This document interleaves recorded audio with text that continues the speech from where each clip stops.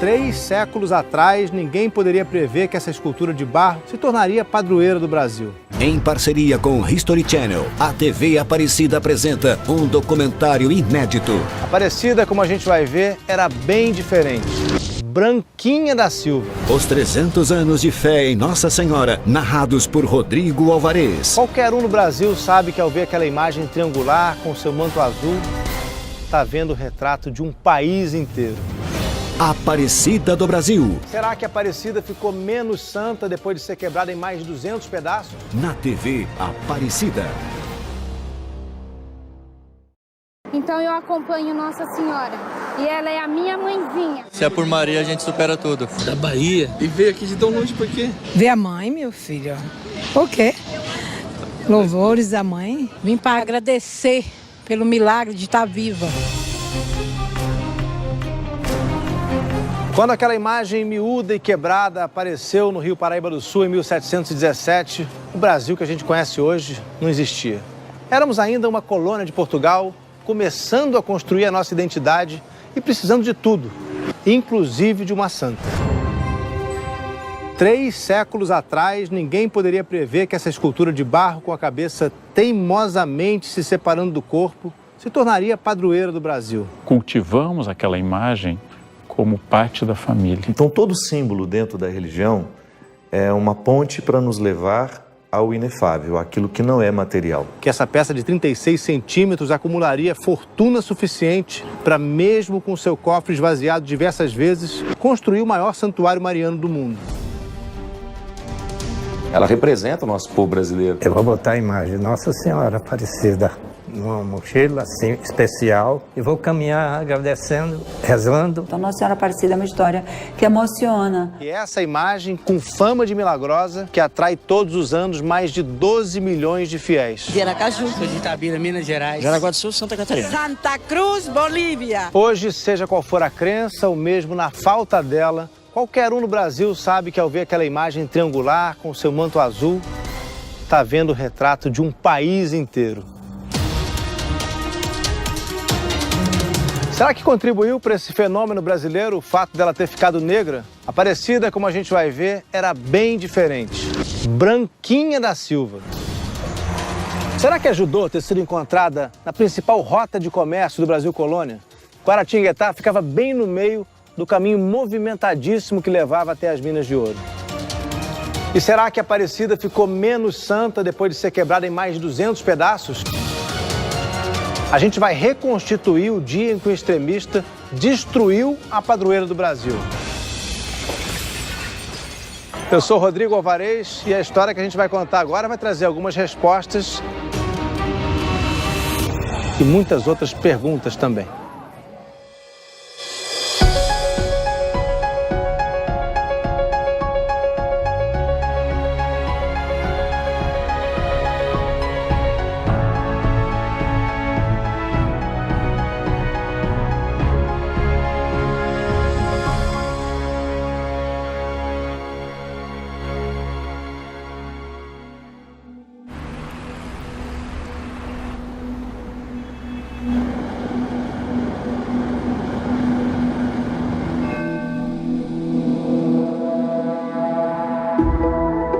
Imagem de santo, antes de qualquer coisa, é uma obra de arte. E a história da humanidade, como a gente bem sabe, está cheia de exemplos disso.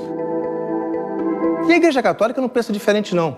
Para a Igreja, imagens são simplesmente imagens. Esse Santo Amaro de madeira, essa imagem belíssima, por exemplo, ou qualquer outra santa de barro, elas não têm nenhum poder sobrenatural.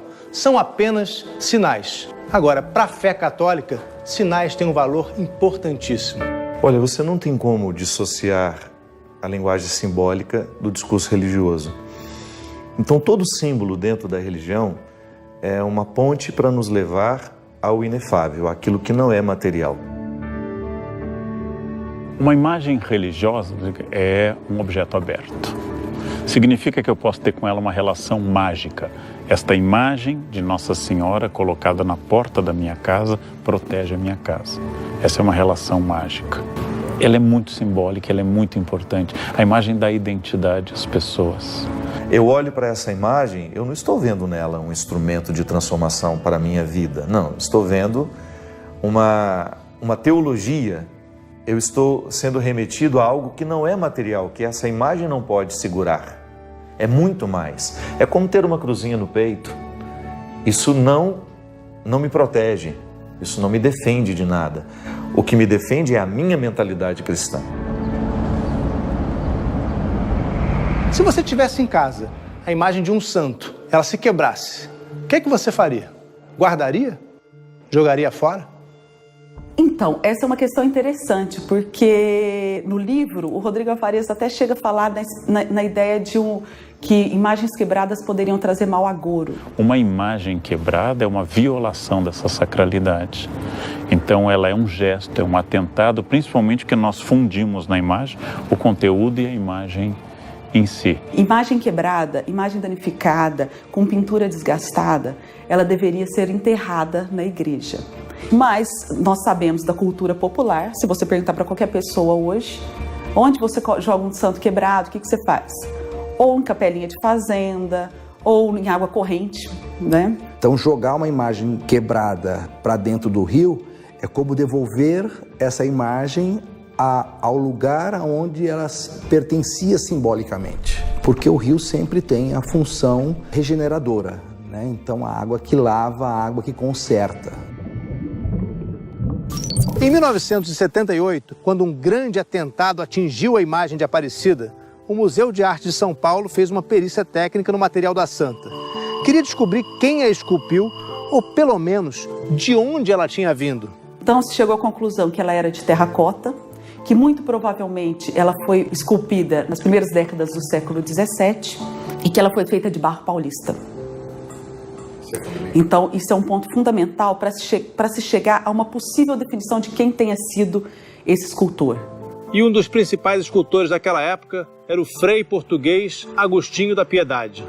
Ele chegou na Bahia muito jovem, ele era monge beneditino e ele ficou lá por um bom tempo produzindo.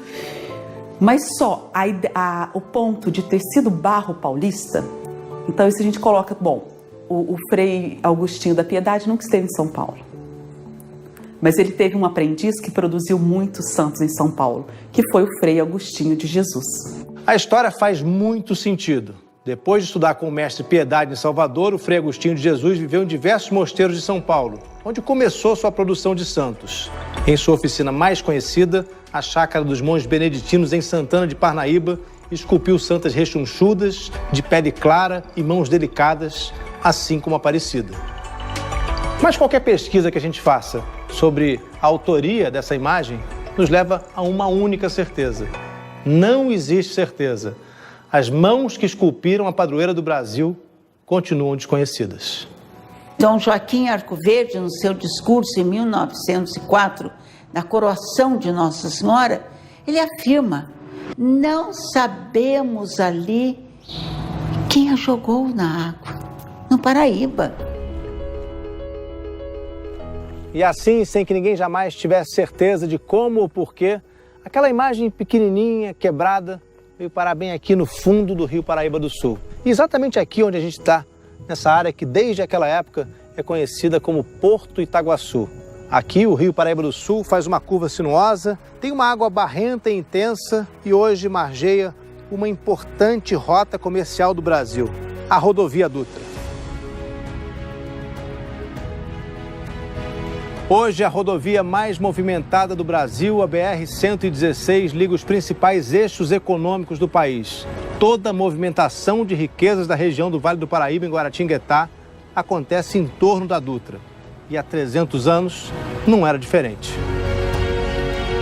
Por Guaratinguetá passava todo tipo de gente, né? Seja tropeiro, minerador, aventureiros, né, em busca da nova região do ouro, governadores, religiosos, jesuítas, todo tipo de gente passava ali.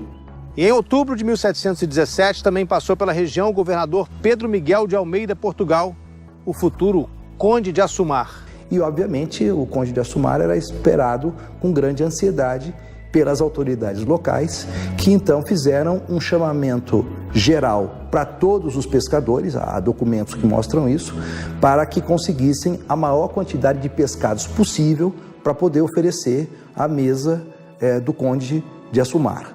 E aí que entram na história os pescadores: João Alves, Domingos Garcia e Felipe Pedroso. Os três saíram com uma tarefa bastante difícil e certamente muito pressionados, né, pelas autoridades locais. A ordem era trazer o maior número possível de peixes para agradar o governador.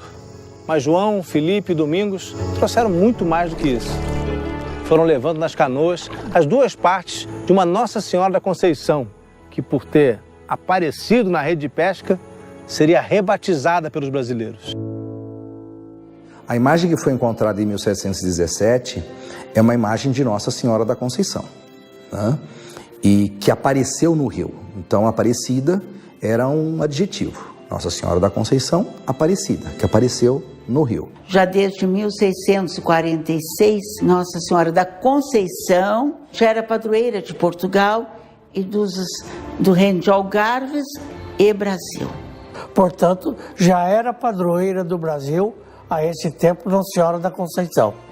Por isso é que quando os três pescadores retiraram a imagem do rio, não tiveram dificuldade nenhuma em reconhecer que se tratava de um corpo, de uma imagem de Nossa Senhora da Imaculada Conceição. Ela é mais brasileira quando a gente tira o manto, quando a gente tira a coroa e olha para Nossa Senhora da Conceição, que é ela, a imagem Conceição Aparecida, uma imagem que por ter ficado debaixo do barro, ficou escura, escureceu. Essa estátua certamente foi pintada e não dá para saber qual foi a tinta que ele usou, mas eu posso apostar que foi tinta branca. Até para os portugueses do período, né, e nós somos um país colonizado por portugueses, a mãe de Jesus é branca. Essa imagem, ela causa uma polêmica, primeiro pela cor dela. Por que a cor escura? Originalmente, ela não era escura. O barro não é moreno, o barro é bege. Essa é a coisa, entende? Que as pessoas pensam que ela nasceu negra. Não nasceu, é bege, porque é o barro da região de lá, né? Então tem barro cinza, mas o dela é bege. Olha, a cor da pele é muito importante na história da Aparecida, porque é muito relevante na história do Brasil. Então essa ambiguidade da cor, essa surpresa, nossa, mas é negra, não é negra, é branca, né? É branca, né? É justamente, ela reflete as percepções de relações raciais que nós temos. Para nós, cor de pele importa. Não seria diferente com a padroeira do Brasil.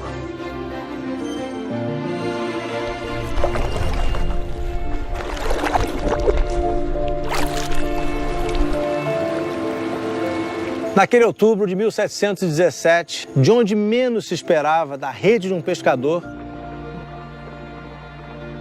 surgiu a imagem que um dia o Brasil inteiro chamaria de padroeira. Aquela Nossa Senhora da Conceição quebrada, que apareceu nas águas, começou a ser chamada de Aparecida. Nossa Senhora da Conceição Aparecida.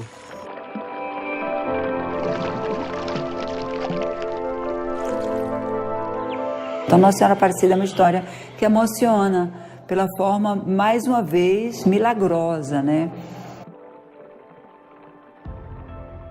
Ela aparece no rio, onde a imagem vem, que é uma coisa rara. Afinal de contas, o rio tem movimento, tem correnteza. Ao encontrá-la, o que fizeram? Acho que é um mistério. Guardaram a santinha, mesmo sem a cabeça. Mas continuaram a pescaria.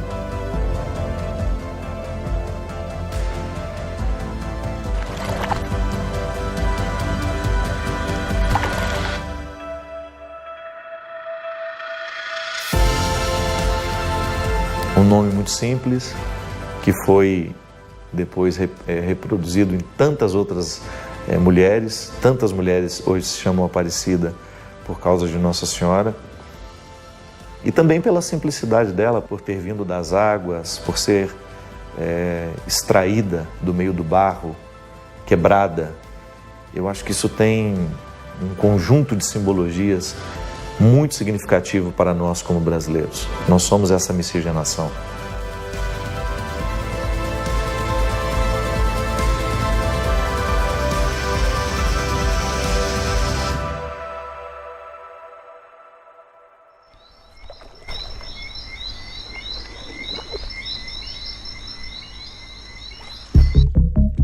Essa pescaria foi o primeiro milagre atribuído à intercessão da imagem.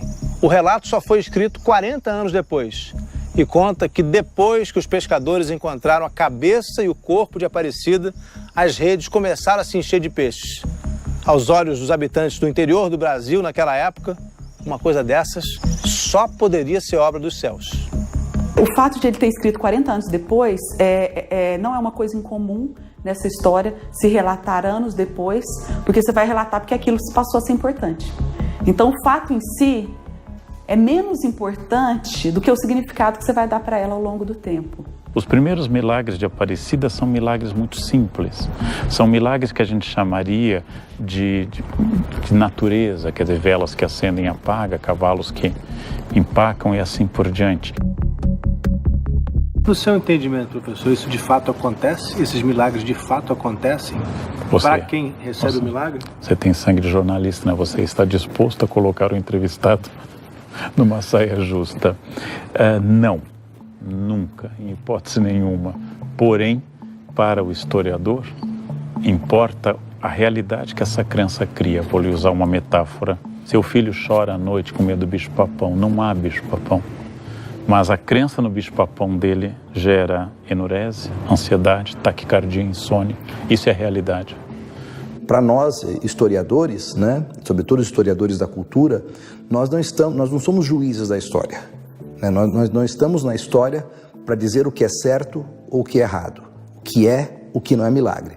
Nós devemos estar para poder explicar os fenômenos. Se encheu ou não a canoa, isso é uma questão de menor importância. Eu não faço a pergunta iluminista. A pergunta iluminista seria: como alguém pode acreditar numa coisa dessas? Não? A pergunta correta é óbvio que as pessoas acreditam. Como explicar essa crença e o que ela produz? Porque o iluminismo quer explicar para um outro caminho, que naturalmente é mais de acordo com o sentimento científico. Porém, também a fé produz uma realidade, e talvez seja sua importância, muito acima dessa capacidade linear de explicação racional. A Aparecida se tornou um símbolo nacional, né? E pessoas podem usar como adesivo, em chaveirinho, né? Sem ser católico, sim, porque aquilo é um ícone nacional, virou um ícone nacional. Ofender a imagem é quase ofender a bandeira do Brasil. Até por causa da ideia da nação católica, né? É um símbolo muito forte no imaginário brasileiro. Quando saiu do Rio Paraíba do Sul, naquele dia de outubro de 1717, o pescador João Alves não quis ficar com a imagem. Provavelmente com medo do mau agouro que Santo Quebrado poderia representar, ele resolveu deixar a Aparecida com o amigo Felipe Pedroso, que montou um oratório simples dentro de casa. Desse oratório, ela foi para uma capelinha de pau a pique, simples também, mas a primeira morada exclusiva da santa, construída pelo filho de Felipe, Atanásio Pedroso. Mas ao erguer aquela capelinha, a primeira oficial, os devotos daquela época jamais poderiam imaginar que o que surgia diante deles um dia seria o segundo maior santuário católico do mundo. Só que o caminho até aqui não foi nada fácil.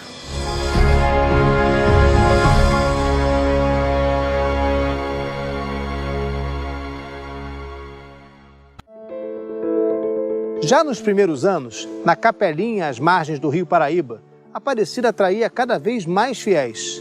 E foi aí que o pároco de Guaratinguetá começou a prestar atenção ao fenômeno. Entra em cena o padre José Alves Vilela, que ouviu testemunhas, colheu depoimentos, escreveu documentos e cartas importantes e, finalmente, depois de muita insistência, conseguiu convencer o bispo do Rio de Janeiro a fazer de Aparecida uma imagem oficialmente milagrosa, com direito até a própria capela. Depois de alguns anos, o padre José Alves Vilela, alguns dizem João, mas o nome exato, padre José Alves Vilela, que era vigário de Guaratinguetá, soube que o povo venerava essa imagem, veio aqui conhecê-la e depois de alguns anos construiu no alto do Morro dos Coqueiros uma capela que foi inaugurada em 1745. O Morro dos Coqueiros é bastante privilegiado também do ponto de vista estético. É um morro que nós vemos os próprios indígenas veneravam de maneira especial. A arqueologia descobriu já várias sepulturas indígenas na região desse morro. Um lugar sagrado já, né? Então, era um morro que já contava com uma veneração. Não dava mais para a igreja fazer vista grossa. Depois de tanto tempo, um fenômeno nascido entre as famílias brasileiras precisava ser reconhecido. E o padre Vilela percebeu isso. E o padre construiu ali a primeira capela. Uma capela simples, mas já sólida, consistente. Então, nesse momento, a Aparecida passa a existir efetivamente para a Igreja Católica, a partir desse momento. Porque até então, era uma manifestação popular. Ele dá luz. Naquele tempo não existia separação entre o que era Estado e o que era Igreja. E o governo, oficialmente católico, passou a lucrar sozinho com as doações que o povo fazia à Santinha Aparecida. E já naquele tempo, o que era público acabava parando nas mãos erradas. O Estado que comandava a Igreja. E nisso, ele pensando desse lado, ele aproveitou o sucesso da Santa e começou a administrar a arrecadação da Santa. E aí abre margem para tudo que a gente conhece sobre a história do Brasil, história da administração brasileira, né? Porque o Tesouro Nacional, aqui por 2 vezes, a mando de Dom João VI, veio aqui recolher dinheiro do cofre. Como era fácil recolher esse dinheiro do cofre. É interessante isso. Um truque tão mesquinho quanto frequente era bloquear a entrada do cofre que ficava bem na frente do altar. Com isso, o dinheiro que os fiéis colocavam aqui ficava exposto e no fim do dia, um funcionário vinha, recolhia tudo e guardava no próprio bolso. Isso na frente da imagem de Aparecida. Ou seja, roubavam a santa descaradamente na frente da santa. Porque os administradores da igreja não eram ligados à igreja, eram funcionários do governo civil brasileiro. Aquilo que era doado à Nossa Senhora Aparecida era usado pelo governo da cidade de Guaratinguetá para as obras da cidade. Santa Casa de Guaratinguetá, cemitério de Guaratinguetá, praças públicas, ruas, tudo foi financiado pelas doações à Nossa Senhora Aparecida. E as pessoas também enriqueceram. Tinha um senhor que tomava conta aí da Basílica, ele era de Guaratinguetá, e ele construiu uma grande casa. Mas pelo salário dele, com a construção da sua casa, você nota que tinha alguma coisa errada. Vamos falar assim. Hoje em dia ele ia parar na Lava Jato. Sim. Por que não, né? É impossível escrever a história do Brasil sem a igreja, mas como diz Otávio Paz sobre o México, de toda a igreja, dos seus santos, dos seus clérigos interesseiros, dos seus abnegados, dos seus idiotas, de toda a igreja, de toda a experiência religiosa, ou seja, de tudo aquilo que formou essa identidade religiosa, que é muito da identidade brasileira, especialmente na nossa capacidade de relação com a regra, na nossa teatralização das formas, na nossa simbolização da fé. Isso é absolutamente brasileiro.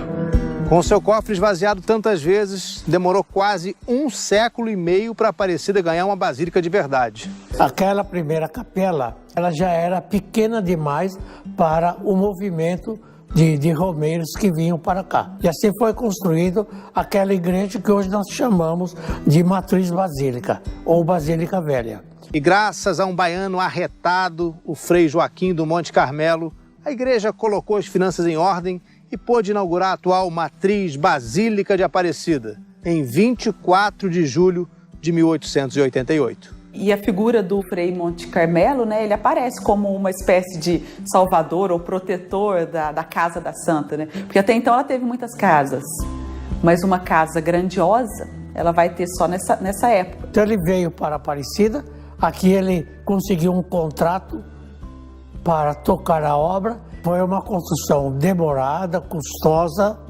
uma construção feita realmente com muito cuidado, com muita atenção.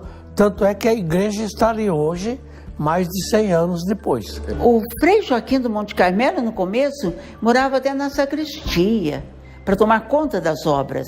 Eu até falo assim, primeiro ele foi um grande empreendedor, um empreiteiro de Nossa Senhora, para depois ser um padre. As denúncias e a ação combativa do Frei Monte Carmelo foram decisivas para a construção da primeira Basílica de Aparecida. Foi uma construção demorada, custosa, e o Monte Carmelo teve que brigar até na justiça para conseguir o financiamento suficiente para construir a igreja. A primeira missa foi ele que celebrou.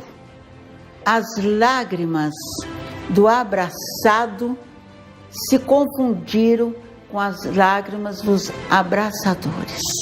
O sonho e todo o esforço do Frei Monte Carmelo acabaram dando o resultado que ele tanto esperou. Aparecida tinha oficialmente uma basílica para ela.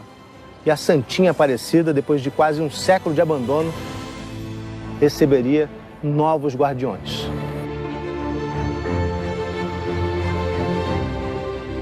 O ano era 1894. O Brasil tinha acabado de se tornar uma república e a igreja, por fim, independente do Estado, foi buscar na Europa missionários para assumir o controle de Aparecida.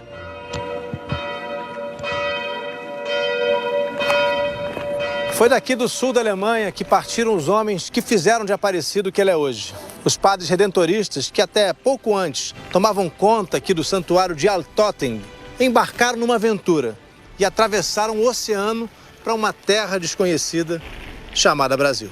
Eles desconheciam completamente a língua portuguesa, desconheciam a cultura brasileira, o modo brasileiro de ser, inclusive de ser religioso e de viver sua religião. Todos os redentoristas que vieram para cá, que vieram da Alemanha, quiseram vir. É diferente. Os redentoristas que foram para a cidade de Juiz de Fora foram convidados. É diferente. Aqui, eles chegaram 30 de outubro, logo em começo de novembro, mesmo não sabendo a língua, o pároco que estava aí os ensinou rapidamente alguma coisa. Na semana seguinte, eles já estavam rezando o terço com o povo da igreja e celebrando as missas. Celebrar as missas não havia problema, porque as missas eram rezadas em latim, que eles sabiam muito bem.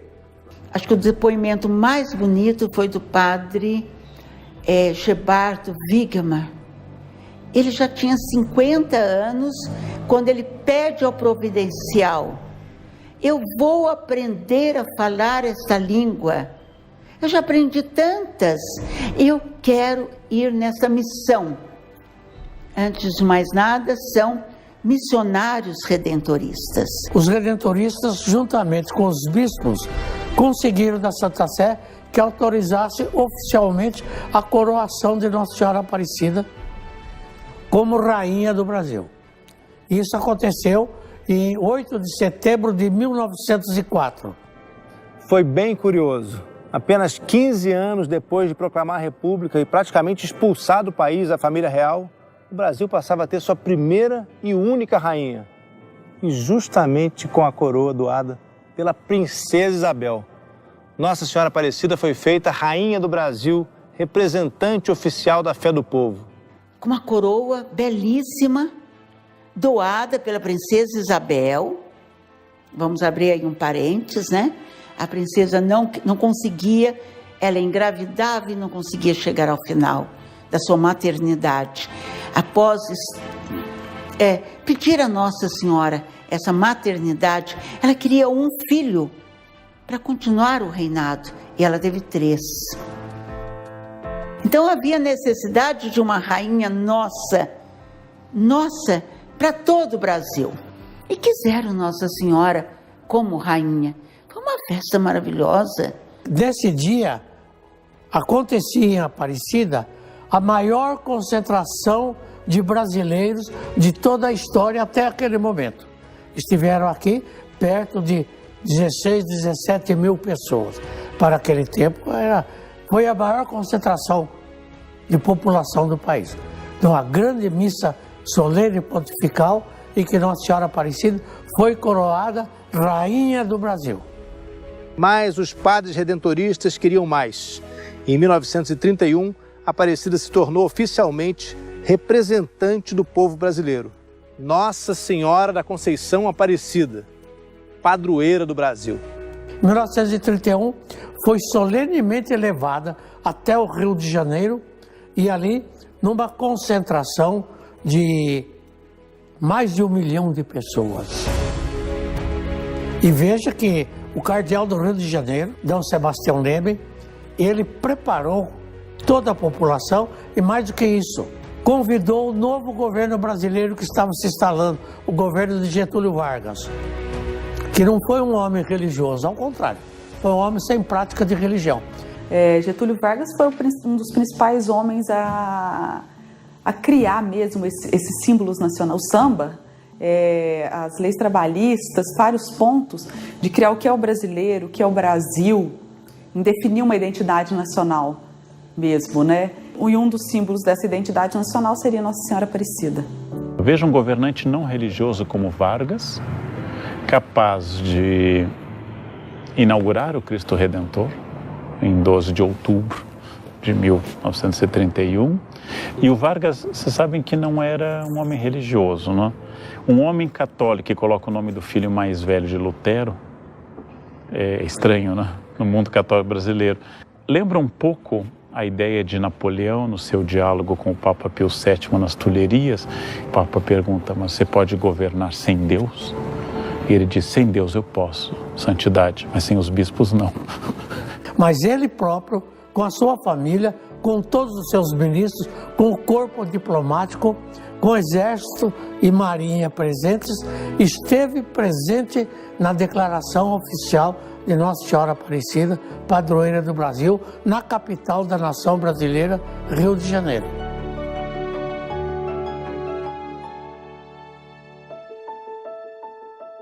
Com a casa começando a ficar em ordem, Aparecida entrou no século XX para se consolidar como um símbolo para todos os brasileiros. Mas isso só seria possível por causa do sonho dos redentoristas. Uma semente que começou a ser plantada aqui na Alemanha.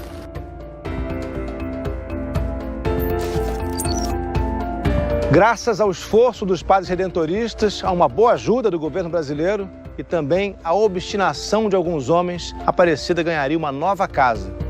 Impressionante.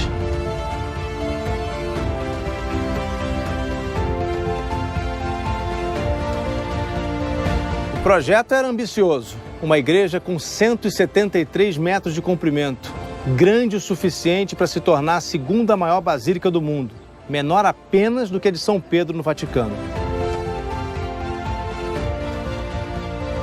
Às 9h35 da manhã do dia 4 de julho de 1980, 9.000 dias após o início efetivo das obras, o Santuário Nacional de Aparecida foi oficialmente inaugurado pela bênção do Papa João Paulo II. Eram os primeiros passos de um Papa no santuário que os brasileiros haviam passado 2 séculos e meio construindo para a imagem de barro batizada de Aparecida. A gente está aqui no Santuário Nacional de Aparecida, a realização do sonho dos padres redentoristas, que é hoje o maior santuário católico das Américas. A arquitetura impressiona não tanto pela inovação, mas pela grandiosidade da obra. São mais de 140 mil metros quadrados, onde cabem 200 mil pessoas. Num ano, em média, 12 milhões de brasileiros vêm até o santuário. Daqueles 17 mil que viram a coroação em 1904, nós temos 11, 12 milhões por ano aqui em Aparecida.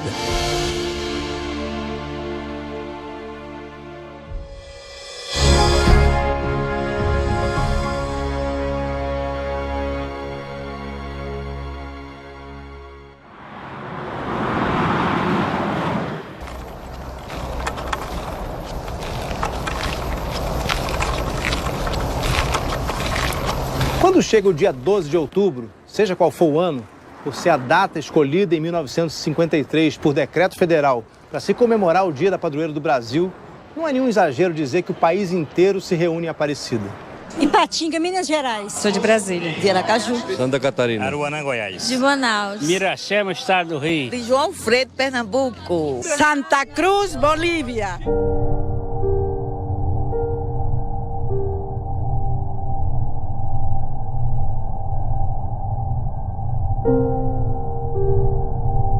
Me agradecer e continuar pedindo a ela a bênção e a proteção para mim e toda a minha família. Pedir a ela, né, para ajudar a gente, proteção e levando a vida, né? Acreditar, nosso Brasil está precisando muito de oração, né?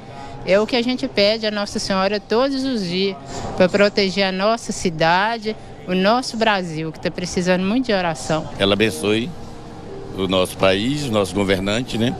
E principalmente nós que sofremos, né, com tudo, né? O nosso pedido, por que não, né? Porque a gente pede muito também, né? E sempre que a gente podia, eu, o saudoso João Paulo, quando a gente ingressou na carreira artística, né?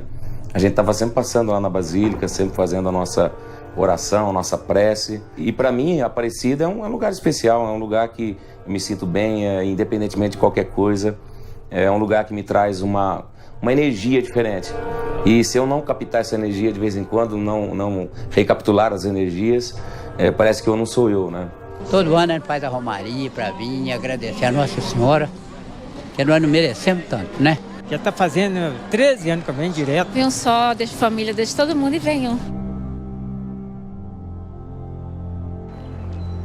Aparecida foi o primeiro destino que me tirou de casa. Nasci muito pobre, numa família muito simples, e era uma tradição religiosa da minha família ir à Aparecida uma vez por ano, quando o dinheiro dava, quando não, de 2 em 2 anos. É realmente emocionante ver a história, ir ao santuário e ver aquelas pessoas simples que mobilizam recursos de toda a ordem, né, para ir lá venerar a santa e para pedir, muitas vezes como último recurso, quando eles não acreditam mais nos políticos, né, quando eles não acreditam mais no médico, não acreditam mais nas autoridades, não acreditam mais até mesmo nos padres, né, eles vão recorrer à Nossa Senhora Aparecida. Vim para agradecer pelo milagre de estar viva. Tudo de bom. Primeira vez que eu acampo, nunca dormi numa barraca. Tô achando tudo maravilhoso. Ai, só agradeço. É só lágrimas e agradecer. Eu não sei pedir.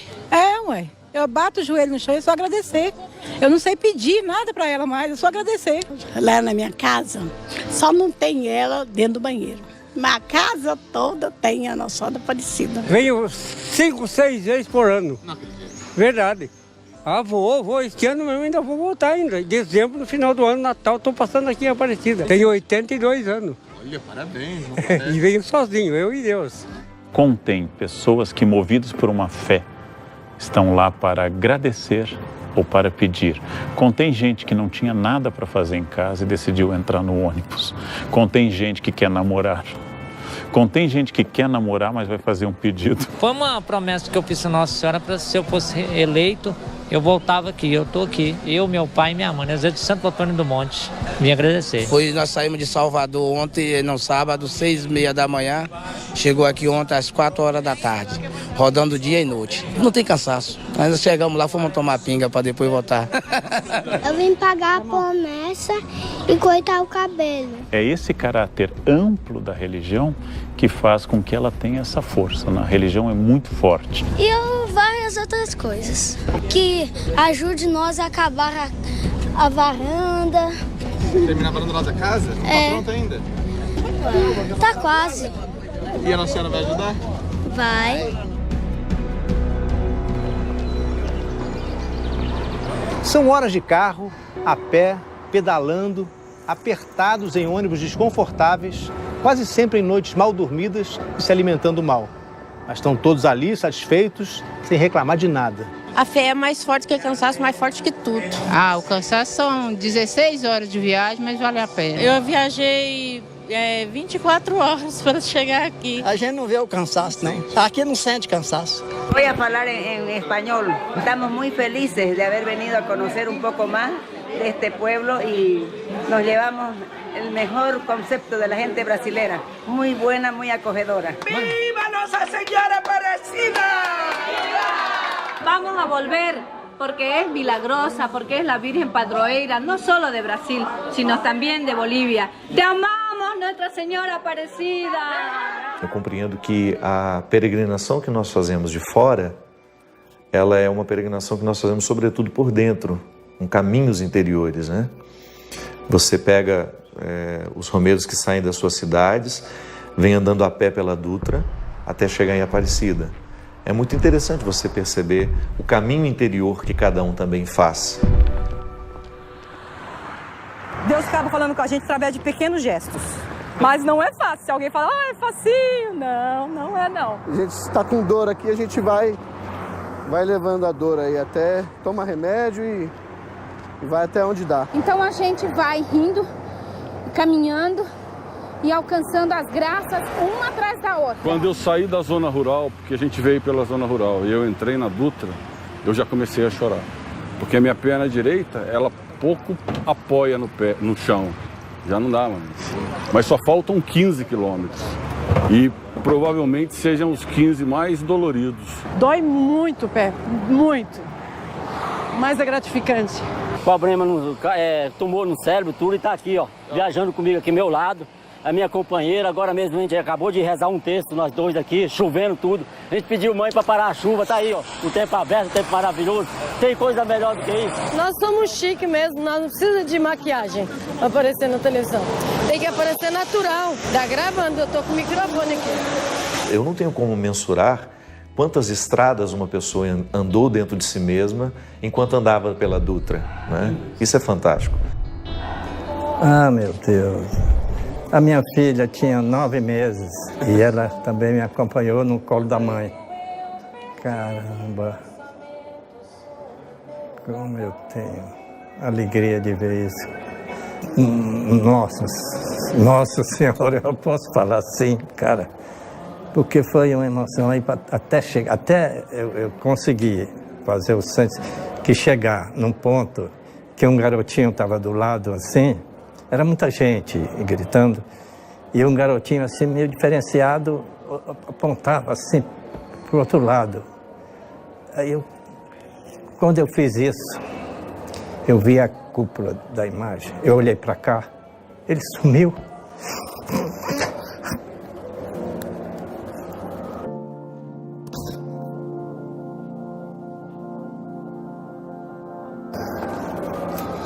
Quem era?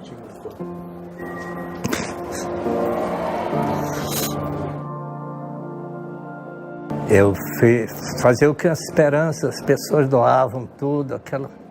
Eu não fazia nada, eles faziam mais do que eu. Então acabava o programa e dizia, obrigado a todos, mas era pouco. Eu falei, no próximo programa eu vou botar a imagem de Nossa Senhora Aparecida numa mochila assim, especial, e vou caminhar agradecendo, rezando, contrito, 150 quilômetros a pé, fazer uma romaria.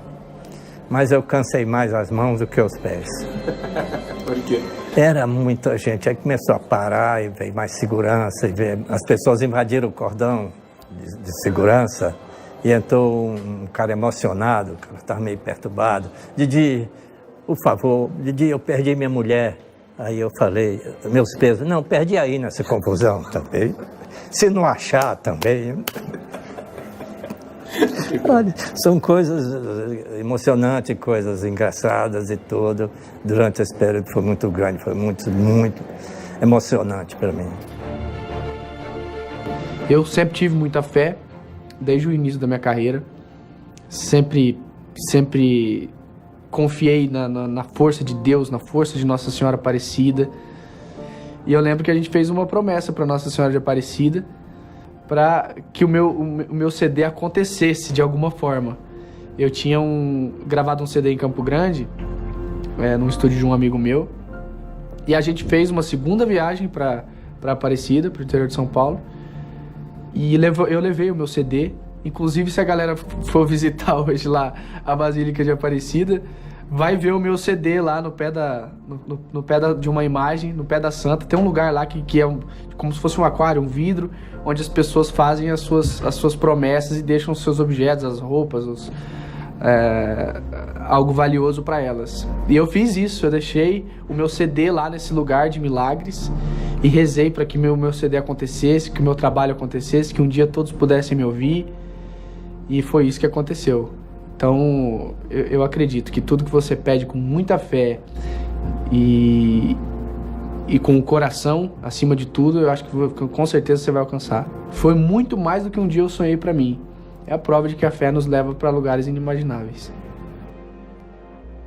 Olha, apesar de eu ter sido criado numa outra religião, todo mundo sabe que minha mãe é evangélica, eu também frequentei muito a igreja evangélica, mas eu nunca me apeguei a essa coisa que a religião certa é aquela ou a outra é errada, enfim. Exatamente, porque o bom evangélico é aquele que faz a vontade de Deus. Seria eu ignorante se os meus colegas, mas você é um evangélico, você está seguindo aqui, eu estou seguindo o que o meu coração manda e o que Deus me permitiu fazer. Maravilha. E dando glória a Ele pelos livramentos que Ele dá para nós na estrada. Deus abençoe a todos. Nossa Senhora Aparecida tem uma simbologia muito forte para o povo brasileiro. Eu, por exemplo, tenho o meu primeiro disco que eu gravei. Eu autografei para Nossa Senhora Aparecida. Primeiro que eu peguei na mão, eu autografei para Nossa Senhora Aparecida e levei até a Catedral de Aparecida do Norte e joguei, deixei lá no lugar das oferendas a Nossa Senhora Aparecida. Diz que o amor está lá. Mesmo eu sendo criado dentro de uma religião evangélica, eu tinha aquela fé que aquele primeiro disco tinha que ser de Nossa Senhora Aparecida. Eu acho que eu fui agraciado, porque todo mundo sabe o que se tornou Zezé de Camargo e Luciano. E eu não levei o quinto, o oitavo, o décimo, eu não levei um disco que já era, eu levei o primeiro, começo de tudo. Mas Nossa Senhora, ela passa tanta doçura, você chega naquele santuário de Aparecida, você sente tanta paz, mesmo que uma pessoa não seja convertida, não seja católica, duvido que ela não saia de lá mexida, tocada. E ela, com certeza, tem uma simbologia muito forte para todos nós, representa, né, para nós brasileiros, como a mãe da nossa pátria. Nossa Senhora Aparecida, padroeira do Brasil, mãe do povo brasileiro, mãe da pátria brasileira, mãe daqueles que acreditam, mãe daqueles que têm fé.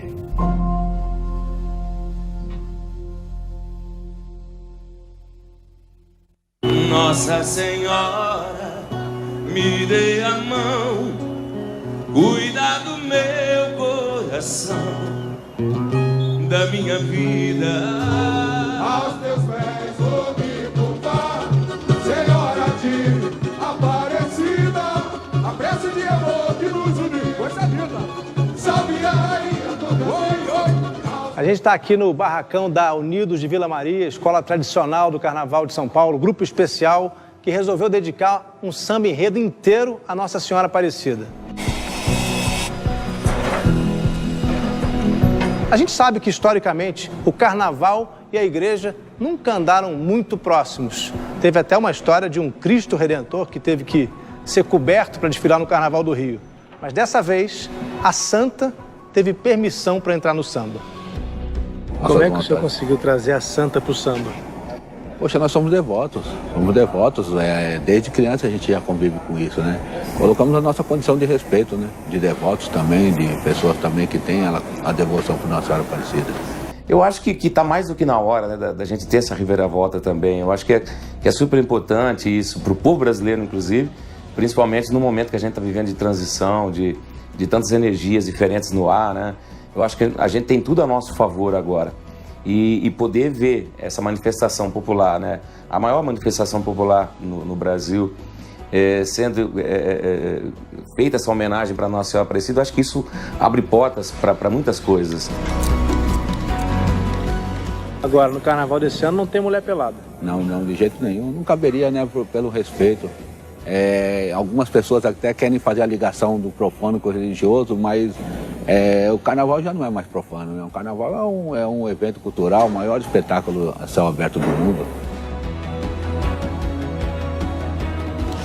Quando eu escrevi o livro Aparecida, uma das conclusões a que eu cheguei foi que o carnaval e a Aparecida são símbolos nacionais brasileiros que dão muito orgulho ao brasileiro, mesmo aquele brasileiro que não é católico. tá certo. O que o senhor sente juntando esses dois símbolos nacionais? Então, conversando com o reitor, com o padre João lá de Aparecida, ele colocou que ela hoje, a santa não representa só fé, ela representa fatos na nossa história, né? A seleção de 58 foi vestir, estava em dúvida de qual camisa ser usada e alguém falou, vamos usar azul da cor do manto Nossa Senhora. Usou o azul, foi campeã. Então houve aquele impasse, aquele problema de que o Brasil teria que jogar com uma camisa diferente, de outra cor. Não foi feito nem sorteio, nem coisa nenhuma. O Brasil praticamente foi intimado a mudar a cor da camisa. E Paulo Machado de Carvalho, ganhamos a Copa. Quando ele chegou com aquele sorriso dele, ganhamos a Copa. Porque ganhamos o sorteio? Não, o sorteio ficou para eles. Eles vão jogar de amarelo. Nós vamos jogar com a camisa azul, a cor do manto de Nossa Senhora Aparecida. Tá ganho o jogo. Ele colocou aquilo, serviu realmente de um incentivo extra. Nós parece que ficamos mais fortes. O próprio Pelé, muito católico, Pelé era garoto, ele tinha 17 para 18 anos. O privilégio de ser abençoado. Não é que os franceses também, os suecos não merecessem, mas essa do manto azul de Nossa Senhora, realmente, já entramos ganhando de 1-0 no campo.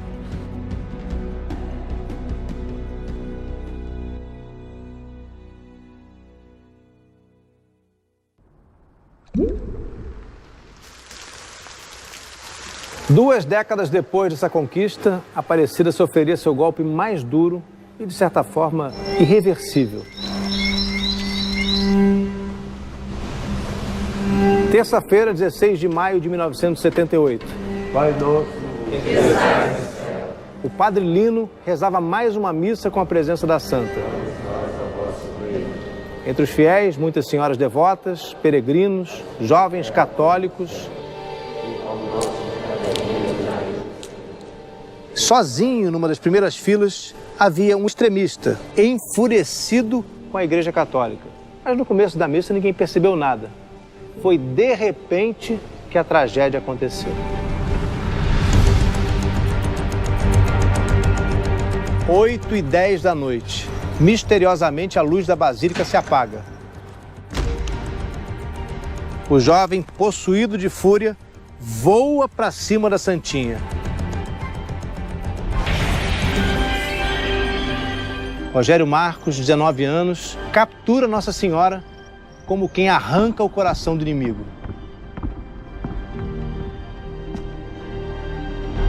A cabeça da santa voa rumo ao mármore do chão da igreja. Espatifa-se em tantos pedaços que já não é mais uma cabeça.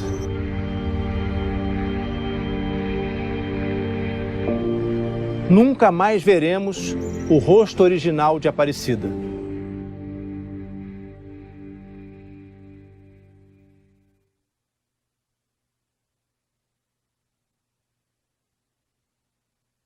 Quando se ataca a imagem em 1978, e depois, pouco tempo depois, com a visita do Papa João Paulo II, num dos seus sermões, João Paulo II diz que contaram a ele que as mãos permaneceram unidas.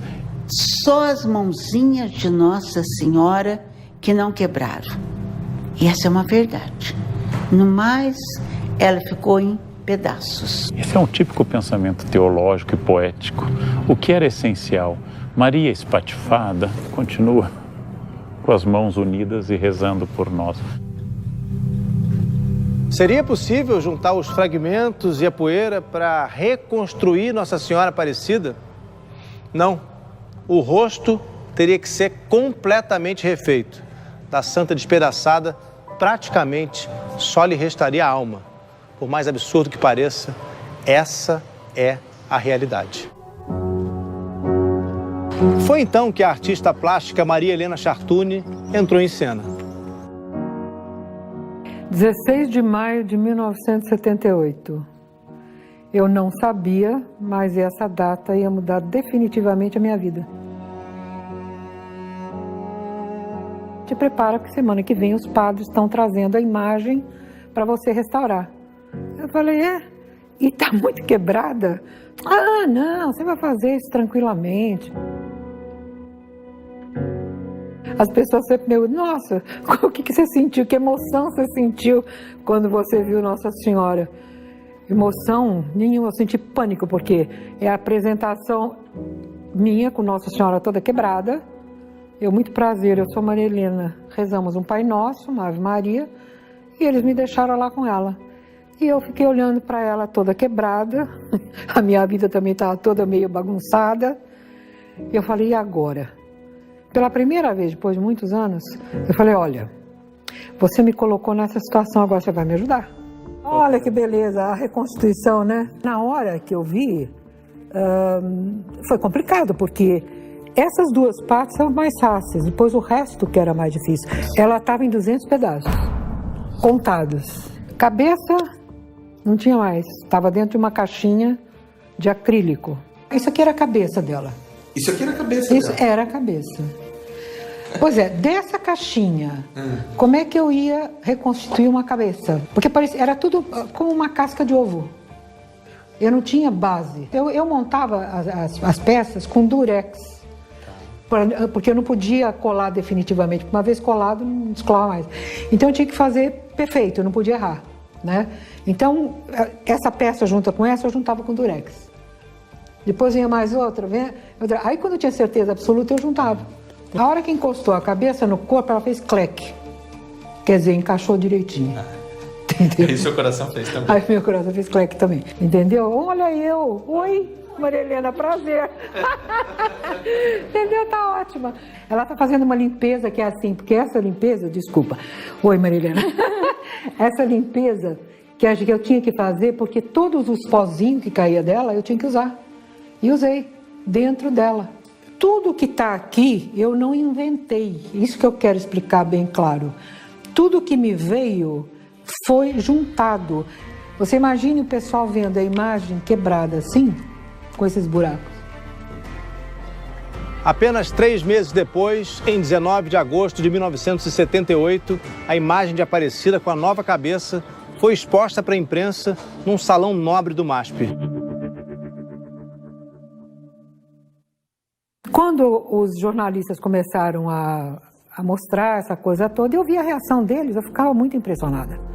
Porque todos, sem exceção, ou ajoelhavam, ou choravam, ou se emocionavam, e eu lá firme e forte, sabe? Eu comecei a ficar meio assim, falei, nossa, acho que eu mexi no negócio sério. Ela teve a Nossa Senhora nas mãos, ela ali teve a sua fé com Nossa Senhora, isso mesmo ela fala, e os 3 pescadores encontraram a Nossa Senhora. 3, isso nós não temos dúvida. E a Maria Helena, a nossa 4ª pescadora, a reconstruiu para nós, a encontrou para nós, a nossa imagem, aquela que nós temos na nossa mente. É a 4ª pescadora de Nossa Senhora. Como não? O trabalho que ela teve, mãos abençoadas, eu gosto de chamá-la. Mãos abençoadas de Maria Helena Chartuni. Isso aí, me deram esse título uma ocasião. Eu acho que de uma certa forma, eu acho que fui, né? Acho que fui.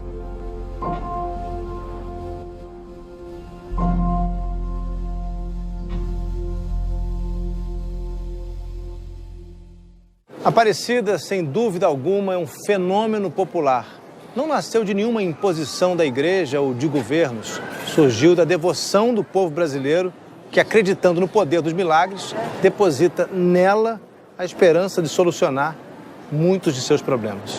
Eu acho que Nossa Senhora Aparecida promoveu, de uma certa forma, a unidade nacional. O Brasil se constrói, se conscientiza como nação em torno, primeiro sim, podia ser outra coisa. Nos países latino-americanos são os generais, né? São os soldados, né? Aqui foi ela, entendeu? Que promoveu essa unidade nacional. Quer dizer, o Brasil começou a se ver como um país religioso, né? Daí vira o maior país católico do mundo, enfim. A música, quando ela fala em Nossa Senhora Aparecida, eu não tinha consciência disso, mas eu estava mexendo com uma coisa muito, muito poderosa. Essa música, ela arrebata você. Eu acho que é uma das músicas mais clássicas da romaria, dos romeiros brasileiros. Eu acho que é um hino dos romeiros. Romaria é um hino dos romeiros. É de sonho de pó o destino de um só, feito eu perdido em pensamentos sobre meu cavalo. Eu acho que em Aparecida nós temos toda a devoção mariana, poderia dizer. Nós temos um forte apelo dessa fé natural que nós experimentamos com a mãe. E talvez porque nós tenhamos um rastro cultural onde a mulher acaba sendo aquela que toma conta dos afetos da família. É muito mais fácil chegar para a mãe e pedir um favor do que pedir para o pai, culturalmente. É de laço e de nó, de gibeira, o giló. Dessa vida cumprida a sol. Eu admiro muito esse romeiro. Acho muito bonito ser romeiro de Nossa Senhora. Teve uma época que Nossa Senhora visitava as casas de Aparecida e a nossa foi escolhida. Eu não sei porque eu era pequena e a nossa foi escolhida. Nós passamos a noite inteirinha com Nossa Senhora dentro da nossa casa. Essa música, ela transcende essa coisa da religiosidade, né? Quando você fala do caipira, pirapora, isso é imortal, isso é maravilhoso. Sou caipira, pirapora nossa, Senhora de Aparecida, ilumina-me na escura e funda o trem da minha vida. É incrível, assim, ela é realmente uma luz, uma força superior que me move, que me conduz, que me dá forças para seguir em frente. Como eu não sei rezar, só queria mostrar meu olhar, meu olhar. Nossa Senhora, na expressão de Aparecida, é assim a mãe de todos os brasileiros. Quem não teve ainda a oportunidade, venha conhecer a Mãe Maior, Nossa Senhora da Conceição Aparecida. Sou caipira, pirapora nossa, Senhora de Aparecida, ilumina-me no escuro e funda o trem da minha vida. Uma imagem que surgiu do fundo de um rio, quebrada, e que hoje está nos corações de um país gigante e apaixonado, como é o Brasil de Aparecida.